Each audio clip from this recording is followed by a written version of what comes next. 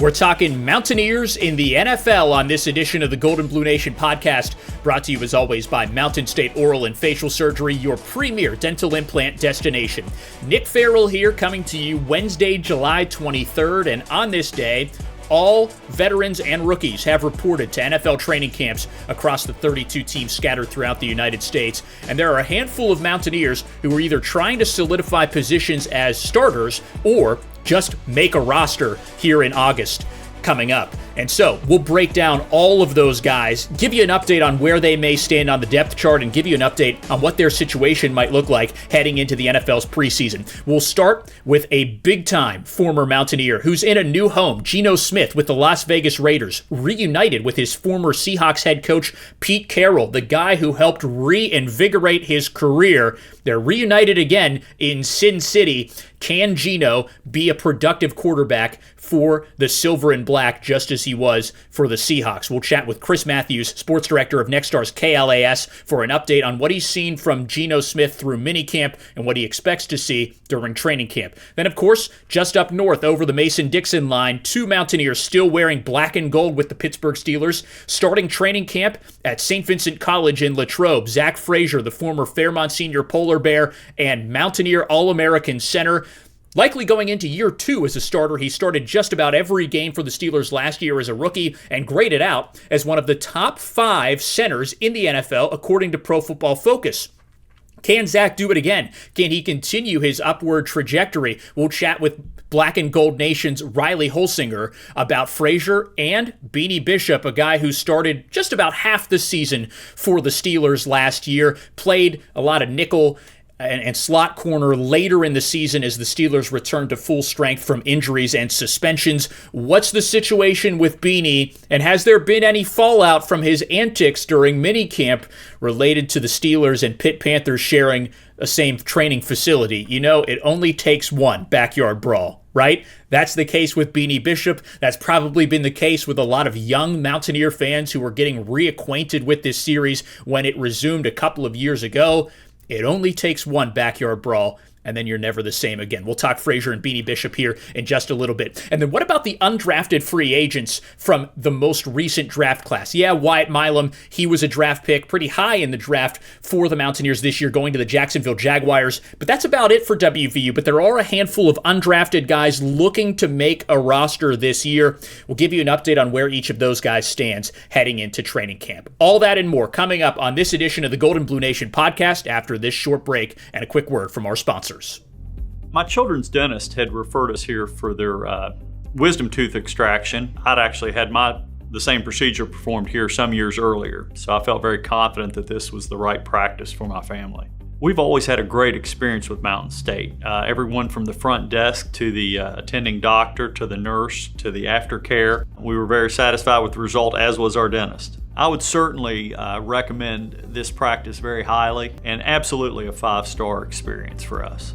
Searching for a mortgage lender that's 100% local, personal, and focused on home loans? First Green Mortgage has been serving West Virginia for more than 35 years, and they can assist you with every step of your home ownership journey. Visit them in Bridgeport or Morgantown or at fgm.bank.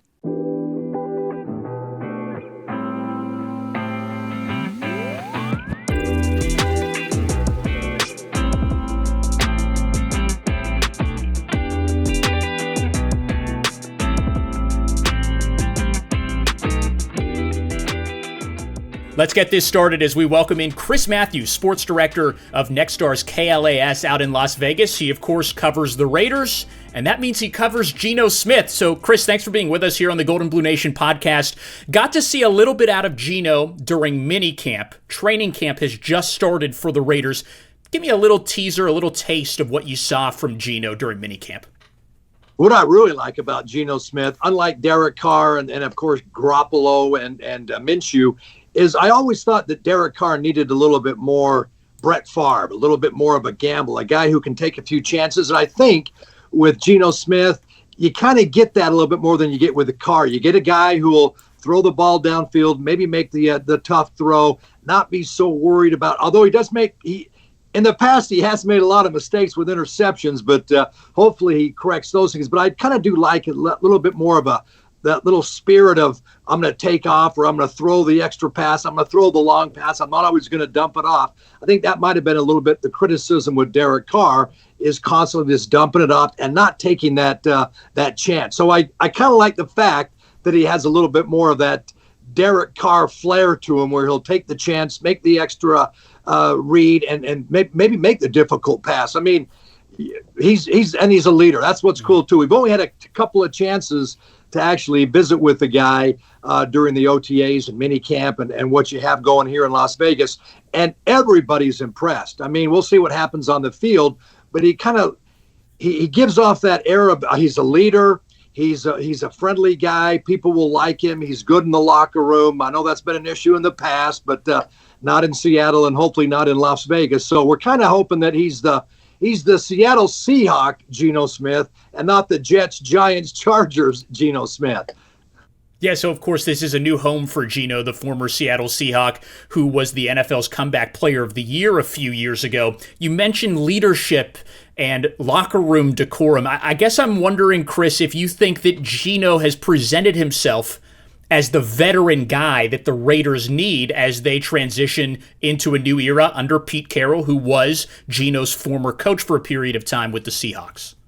And I think that makes a big deal when you talk about the relationship that he had with Carroll coming here. They know each other well. They've worked together. They've had success together, which is a big deal. So I think that leadership, he's got to exude a little more confidence, having the coach have his back, I would think. So we'll see what happens in camp as we roll on and get ready for the new season to start. But there is a level of, hey, this is Geno, who has had a lot of success over the last 3 years. So I think that might be the guy that can lead this Raiders team to a bright future. Now we'll see. It's not going to be a future that Geno's not going to be here in 5 years from now, and Carroll probably won't be here in 5 years from now. But if you can get 3 solid years out of these two, and they work together, they have a little success together, and hey, maybe reach the playoffs for the first time in forever.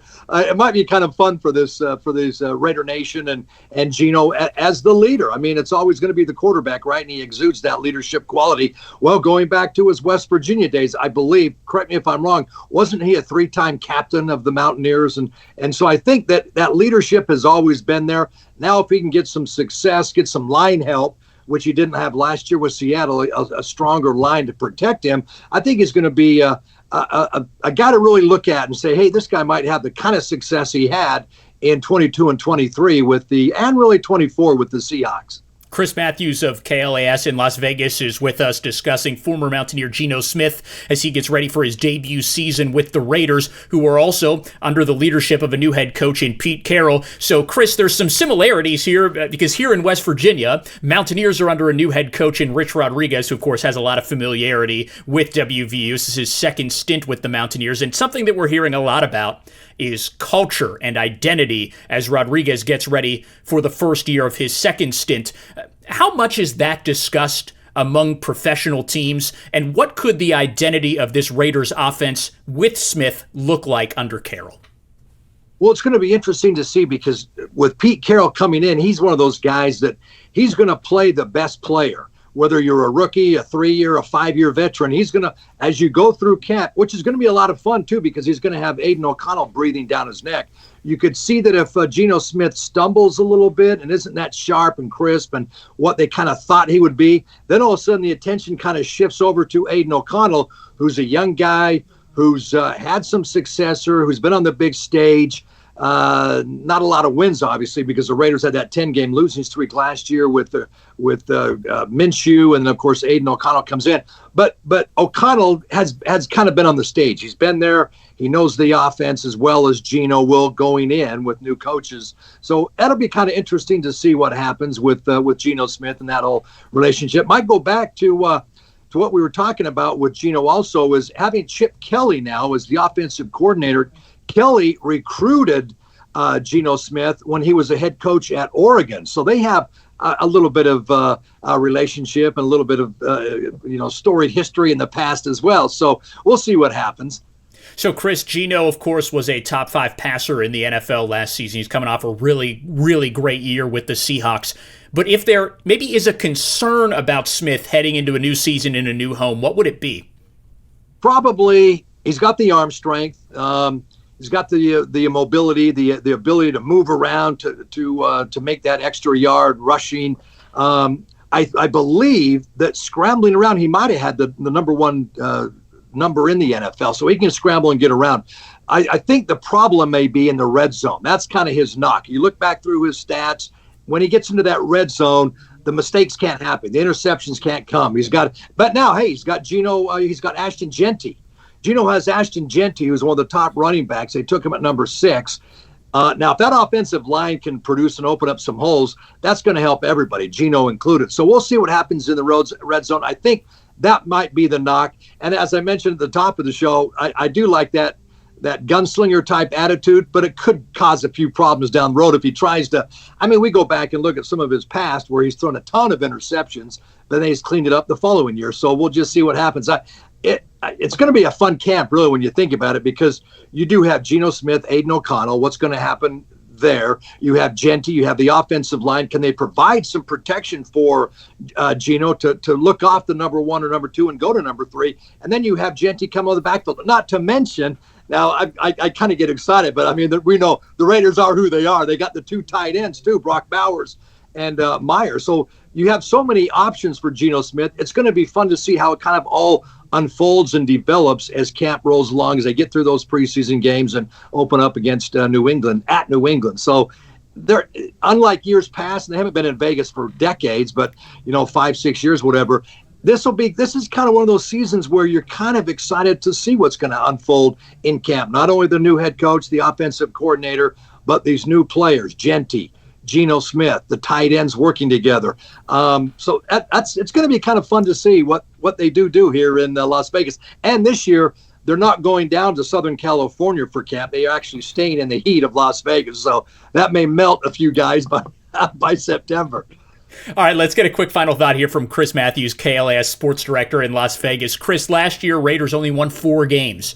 And Vegas being a betting town, it seems like the books have the Raiders either at 6.5 wins or 7.5 wins this year. So it's still a sub-500 finish. Let's take it a step further here, Chris. What's your forecast for the Raiders as a team? Could they post a winning record in 25? I've always said, and I'm going to maintain, that I think they win 8 games this year. Anything above 8, I think, would be an absolute bonus for this team. So I'll stick with my 8 wins. The AFC West is so tough this year with the quarterbacks and Denver's defense, and obviously KC is who they are. And you always got Justin Herbert down there in Los Angeles with the Chargers. So AFC is tough. Then you got the Cowboys and they traveled New England to open this thing. They're supposed to be better with their quarterback. So it's just going to be, I'll go with 8 wins. I'll go above what the books say, and they get 8 wins. And that's a nice little start into the following season when they finally, we'll keep both of our fingers crossed, get into the postseason. Oh, let me mention one more thing before I let you go. UNLV has a tie to Geno Smith. I believe it was in Geno's senior year when the UNLV Rebels traveled to West Virginia, and Geno Smith just sliced up the Rebels. But we'll put that aside because he had a great game that day. Hey, a Geno Smith, Pat Mahomes matchup sounds like a lot of fun coming up very soon in the NFL season. And one thing that I know Mountaineer fans are clamoring to say is that Pat Mahomes never beat West Virginia in Big 12 play. Chris Matthews, KLAS sports director. Chris, thanks so much for coming on the Golden Blue Nation podcast to talk NFL football. Thank you very much. Go Raiders, and we're looking forward to Geno Smith. We'll see you. Thank you again. Yeah, thank you, Chris. Okay, we're going to step aside for a quick break here on the Golden Blue Nation podcast, but when we come back, Riley Holsinger of Nextstar's Black and Gold Nation joins us to share an update on Zach Frazier and Beanie Bishop. We'll be right back.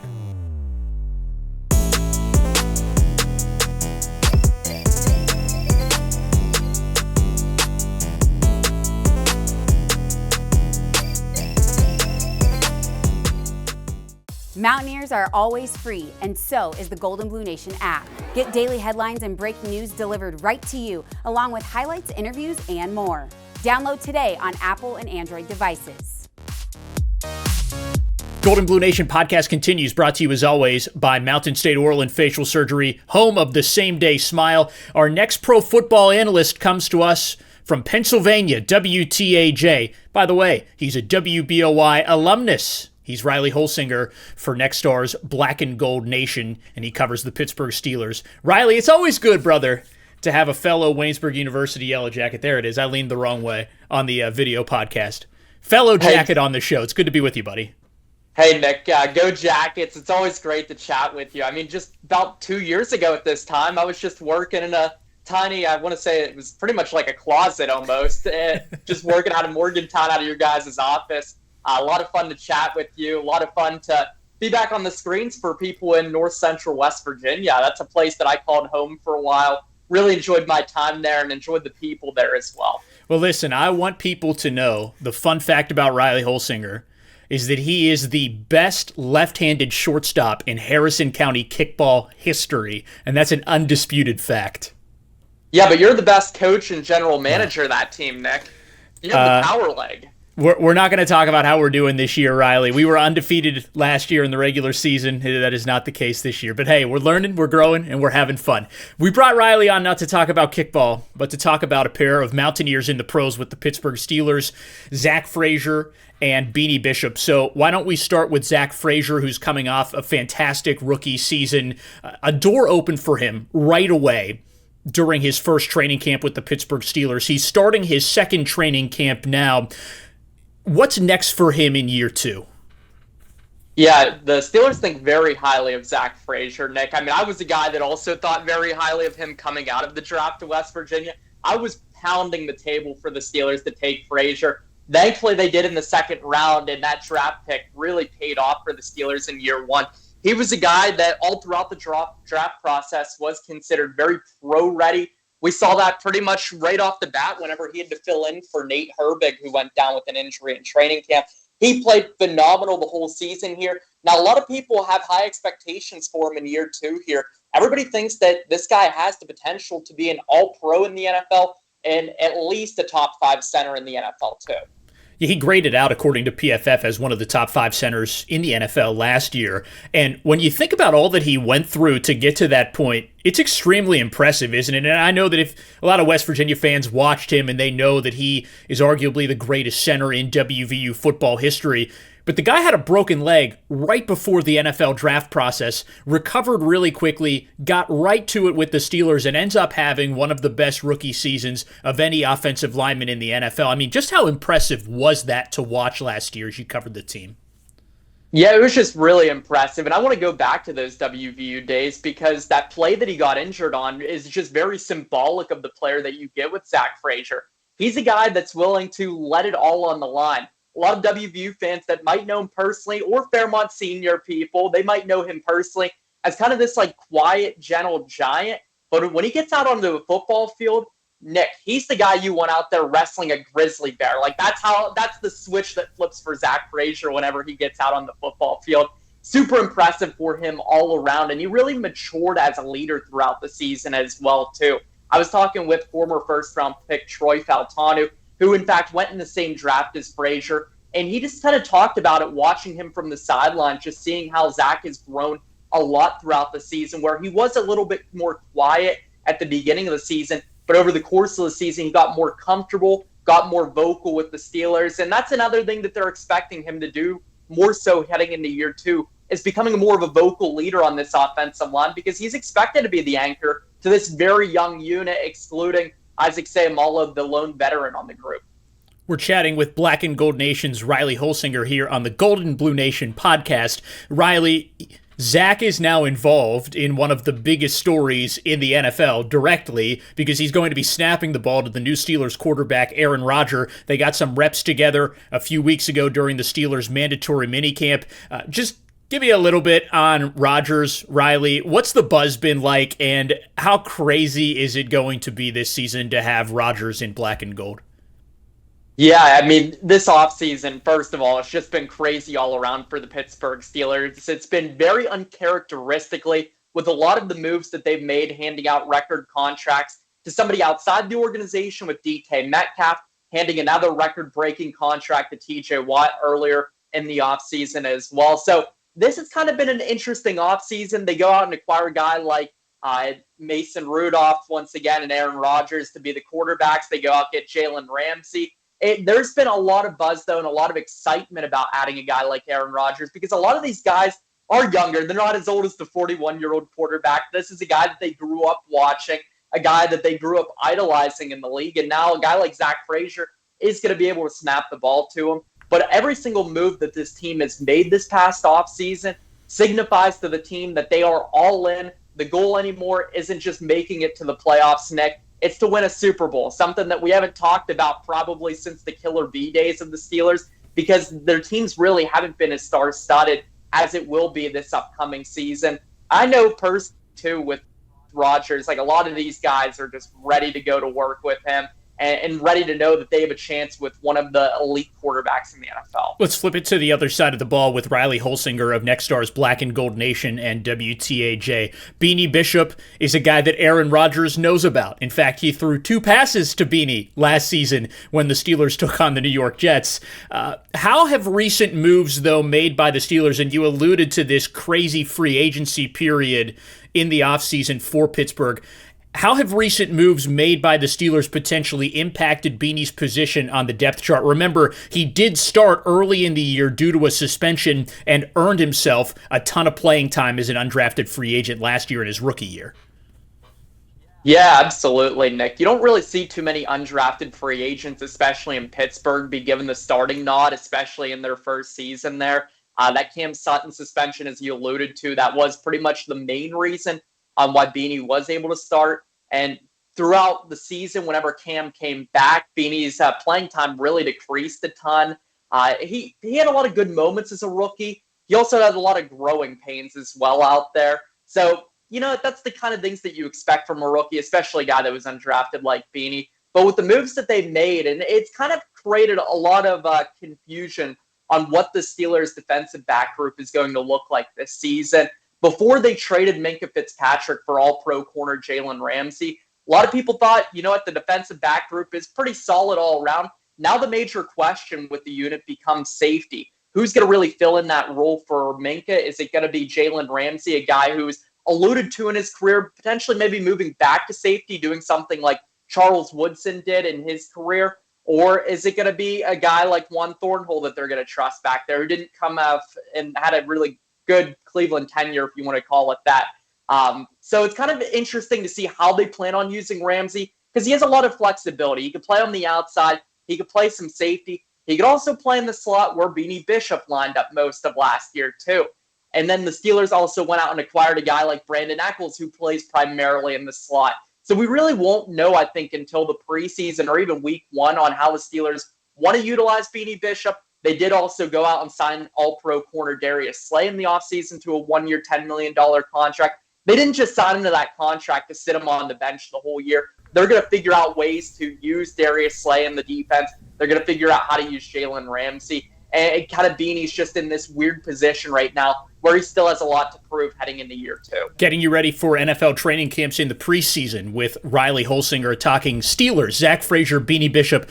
Riley, let's end on this one. You mentioned the Steelers' postseason aspirations. This is a team that has gone 6 consecutive playoff appearances without a playoff victory, and I know that a lot has been made about Mike Tomlin never having a losing season. Will this be the year, though, Riley?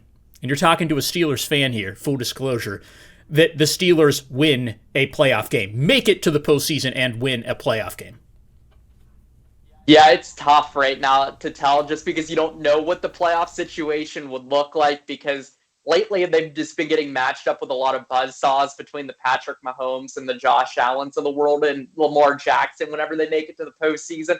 The AFC is just so loaded that it's unpredictable unless if you maybe get a Los Angeles in the first round of the playoffs or another team just in the first round, like say if a Jacksonville or somebody of that caliber kind of maybe would slip their way into the first round.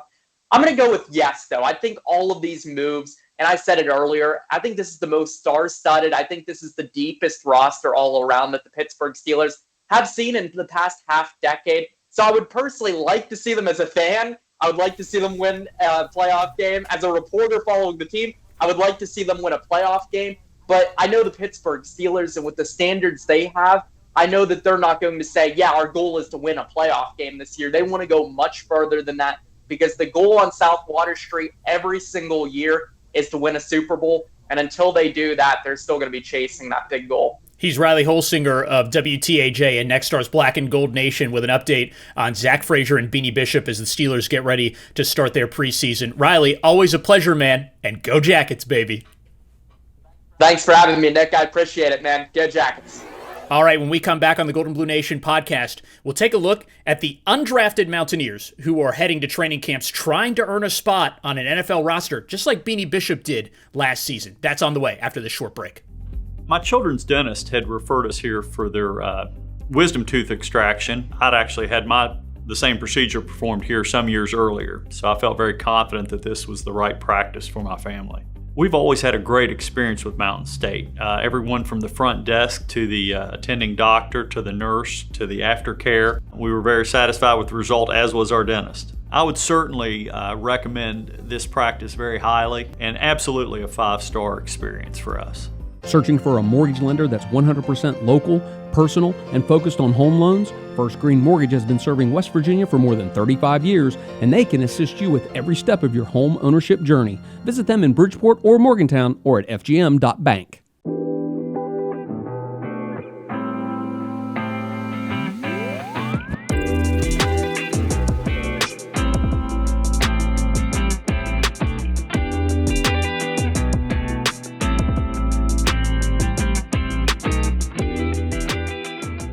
Okay, time for our final act on this NFL edition of the Golden Blue Nation podcast. There are plenty of other Mountaineers getting set or beginning training camps all across the National Football League. And to discuss those Mountaineers in the pros, we welcome in our guy, Cody Nesper, digital content producer for Golden Blue Nation. All right, Cody, no food talk here. Let's just get right to it. The other place other than Las Vegas and Pittsburgh where there is a really solid West Virginia presence would, of course, be the Arizona Cardinals, with both Dante Stills and Kaiser White on the roster as training camp begins this week. Tell me a little bit about those guys and their status. Yeah, kind of unfortunately, those are two guys that get overlooked a bit when we're talking about Mountaineers and the pros. They're both starters. They're both, basically full-time starters for the Cardinals. Dante's had 2 really good years to start his career, but I think probably just because he's a, interior lineman, he doesn't get talked about a ton. But, he had 40-plus tackles last year, 4.5 sacks, I think 9.5 tackles for loss. Kaiser had, started every game, had over 100 tackles. Just really, they've been really productive, sort of useful starters out there. And like I said, they just kind of fly under the radar, I guess, probably because, Arizona's A, so far away, and B, hasn't been very good recently. Continues to be one of my favorite stories, though, Cody, that I covered Dante every step of the way through his football career. Covered him when he was at Fairmont Senior playing with his brother Darius. Covered him at WVU, of course, playing with Darius too. And now in the NFL, going into year 3 for him, I think. Pretty amazing, the trajectory that he's had. So he's likely to be a starter again for the Cardinals. We've already discussed a couple of other former Mountaineers likely to be starters. Of course, Zach Frazier has the potential to be one of the best centers in the National Football League this season. And then Geno Smith is probably going to be the guy for Las Vegas. There is one other player that could be a starter this year for the Houston Texans. Austin Brinkman looks like he could be in position as a rookie to be the starting long snapper in Houston. Right, so he's obviously undrafted, so he gets that undrafted 3-year contract as long as he makes the team. But the reason we like his chances is because Houston cut their other long snapper. So right now it's either Brinkman or somebody they bring in off the street, and you figure they don't cut the other guy unless they like Austin. So it unless something kind of drastically changes here in camp, it seems like his spot's going to be safe, and he's going to get that nice 3-year undrafted contract. Yeah, really a great situation that he has found himself in. A guy who was a really excellent long snapper at WVU. And by the way, if you've ever wondered about the secret to being a professional quality long snapper, you need to check out the interview that we did with him last year where he taught us the technique for long snapping. Very cool. You can watch it on goldenbluenation.com. I believe the interview was with Ryan Decker. Ton of fun. Austin's a guy with a great personality, and it's worth a watch if you haven't seen it. So, speaking of undrafted free agents, Cody, there were several guys from WVU this year who went undrafted. Of course, Wyatt Milam, we should mention, is getting ready for his rookie camp with the Jacksonville Jaguars. But there are a handful of other guys that signed undrafted free agent contracts that are still with teams. Those guys are Garrett Green, Garnett Hollis, Fatorma Mulba, and Cole Taylor.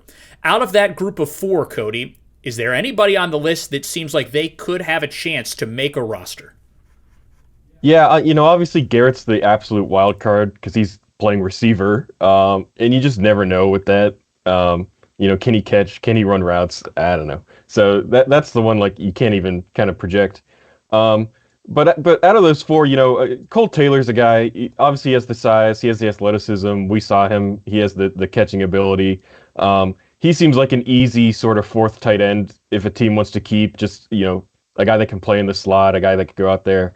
And then Fatorma Mulba just as like a big body run stopper. Again, it's easy to see like if he's just the 5th D tackle somebody's carrying just to throw out there on rundowns.